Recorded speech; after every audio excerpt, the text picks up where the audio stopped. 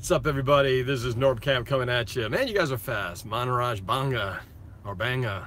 Quick on the draw in the comments.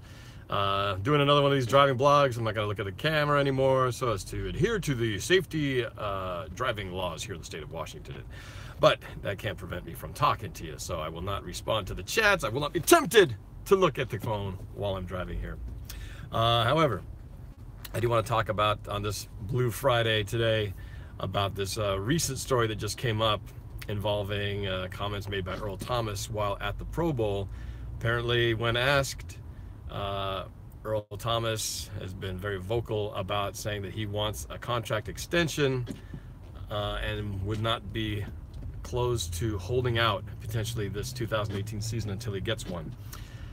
So this doesn't come as much of a surprise to me, really, because as I'd said before, and as we've seen the writing on the wall with what Thomas had done in Dallas about talking to the Cowboys about if they kick me to the curb, come get me. It's clear that Earl Thomas wants an extension. I don't think he wants to leave, but I think he wants to get paid. He wants to get paid like a Eric Berry style contract in the 30 million type of range, and he's due for an extension, and someone's going to pay for it. The question is now, are the Seahawks willing to pay for it?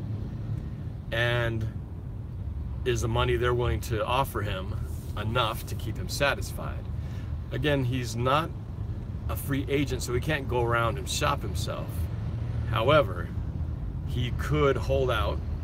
You know, that's within obviously his right to do so, and a lot of players have done it, where he could choose not to participate in OTAs, to not participate in training camp until he gets that desired contract extension. And then, so one or two things could happen there. Either Seattle gives him an extension and then everybody's happy.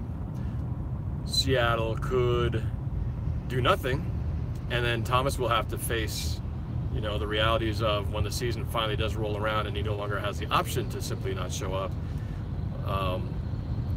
You know, does he continue to, would he hold out like Chancellor did a few years ago at the risk of losing game checks, you know, to basically leverage his way into a new contract? Or the Seahawks could technically trade him and try to get something for him if they feel like he's does not want to play ball with the Seahawks. And I guess the other option would be is that Thomas could just demand to be traded and basically force the Seahawks' hand and tell them that he doesn't want to be here anymore and he wants to play somewhere else. So several possibilities. I don't think any of these are going to resolve themselves anytime soon. Ultimately, the deadline for the Seahawks to make a decision on whether they want to get value for him or not, I believe, is June 1st. That's the time in which if they're going to extend the contract, or decide if they're going to extend the contract there and keep him here, or if they want to trade him to try to get some value before he's beyond the point of not doing so, they would have to decide by then. I believe that's the timing of it. So it goes back to the debate I said earlier, which is the biggest question, I think, because Thomas and Sherman are essentially on the same contractual pattern, that this is the last year of their deals. And to weigh into that, obviously, is I don't think you can keep both of them. I think you've got to choose one or the other, mostly because the cap number for both of these guys is Sherman is more than 10 million. I think he's 11 million.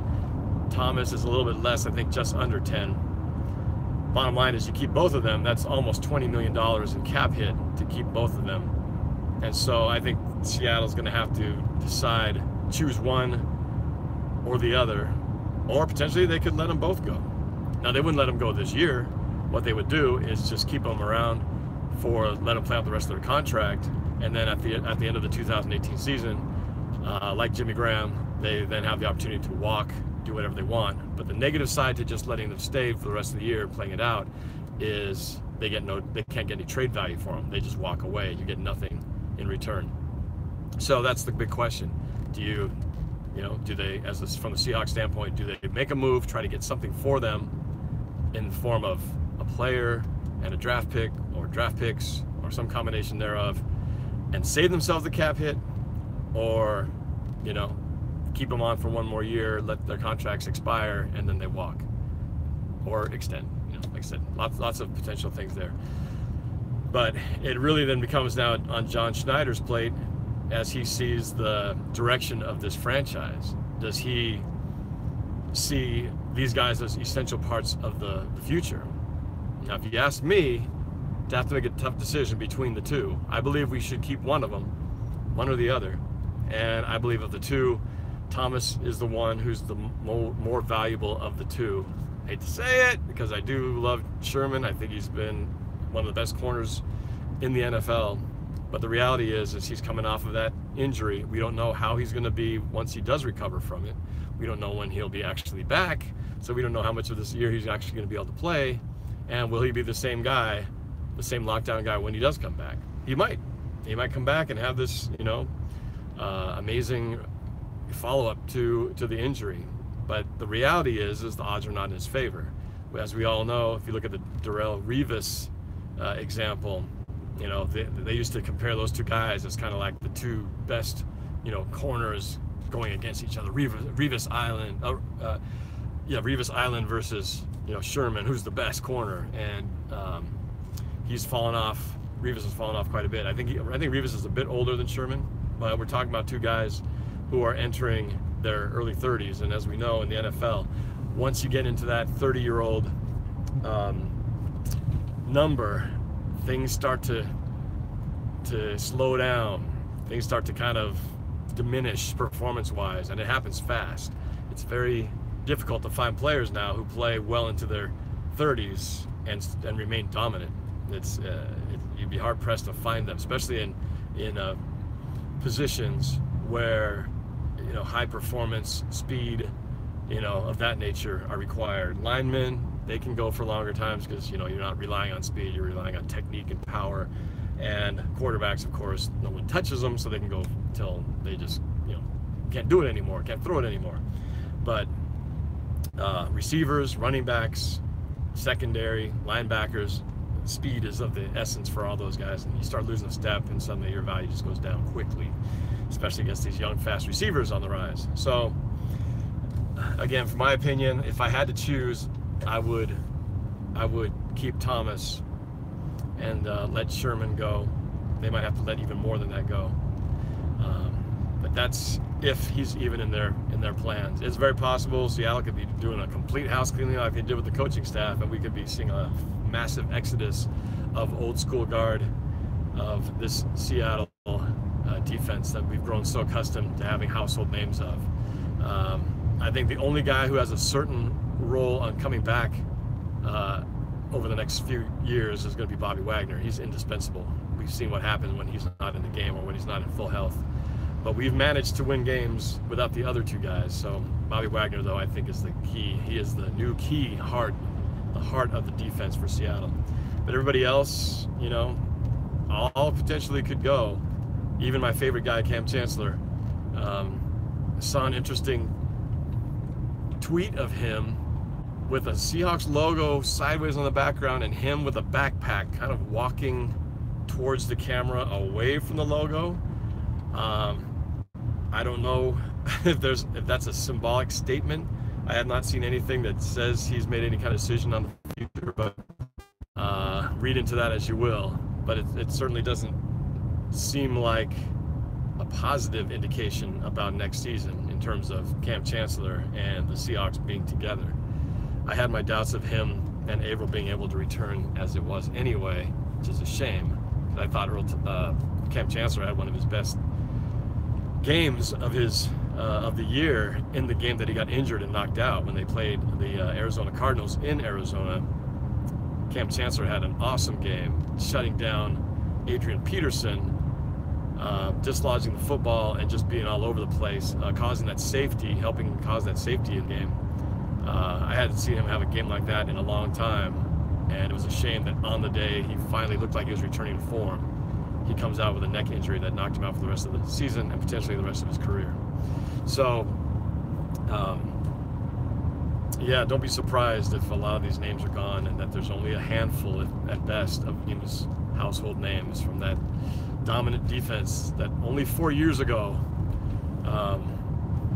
was hoisting the Lombardi Trophy and felt like there were years and years of future championships and playing time together. But it's amazing how quickly the time goes, because it's hard to believe it's been 4 years since we won that Super Bowl. And 4 years, players get old quick in a 4-year time span. So it's kind of a shame. This defense deserved to have 2 Lombardi trophies at least. And, you know, and maybe the fact that we lost our opportunity in such a heartbreaking fashion that maybe these guys really never got over it. Speculation that a lot of the fracturing that's happened within the team has been a result of them never ever getting over Super Bowl 49. And I think it's very possible.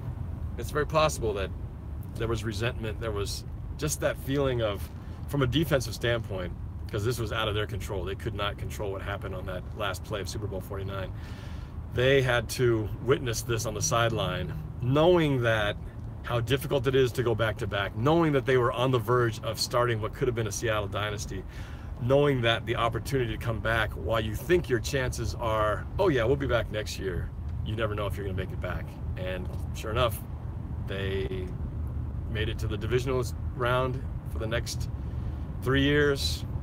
And then finally here in year 4 after the Super Bowl win, they're sitting on the couch, not watching the playoffs from their living rooms.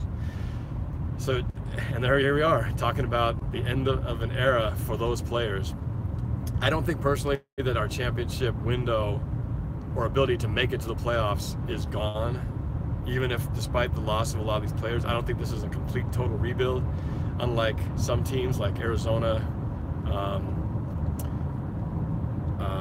you know, teams that have on the verge of losing their quarterback or trying to find a quarterback. Seattle clearly has that, and as long as they have Russell Wilson at the helm, there's always a chance that we can go far, especially if they can shore up the running game and make some strides there. We don't have to be a #1 defense to get to the Super Bowl, but it sure helps. But we got to have a running game. That's one thing that all these teams who are in the made it through the playoffs and in the Super Bowl all had. They all had a running game to complement sometimes a so-so passing game, but a good, strong running game and a pretty solid defense. So you don't have to be great at everything, but you've got to be balanced. And we clearly have not been balanced for the last couple of years.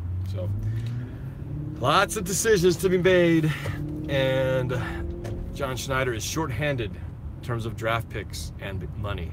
So it is hard to rebuild when you don't have a lot of ammo and don't have a lot of cash. So tough decisions are going to have to be made to make that happen, and that sometimes means getting rid of expensive older players to get more draft picks and to get more cash, to save the cash so you can get some players in here either via trade or draft. So expect more of the same, folks. Some of our favorite players are going to be gone, and this is just the sign of things to come, I believe, in this new era that is the changing of the guard for the Seattle Seahawks in 2018. So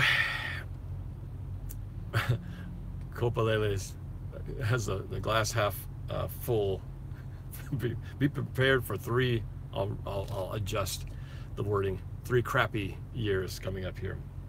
Then again, Copa Lele from my seeing your previous responses, you tend to be a little down on the Seahawks. Even before the negative had fully set in, there was already some negativity going on there. So I'm not quite so down. I'm not quite so negative, Nelly. I like to stay on the positive, sometimes a bit too long, but I think there's always a chance. You give Russell Wilson one more decent target, big target at a receiver position, and just a semblance of a decent running game that doesn't require him to be the leading rusher every game. That offense can morph into something pretty special. So, and if we can score more points, our defense can just be pretty good, and I think we win a lot of games that way. So we'll see if that's the case. Anyway, that's it for now. I'll talk to you guys later. Again, I am going to be hosting a Super Bowl party from Emerald Downs Casino for those of you who live in the area. and we are giving, I should say we, Emerald Downs is giving away a television after every quarter, so amongst other prizes. So it's going to be a fun party and a chance to win some really cool gifts. So hope you guys can come out. I will also be live streaming the event, the game, from that Super Bowl party, so you can watch me online even if you can't be there. So that's it. Subscribe, share, like, all that cool stuff, and more videos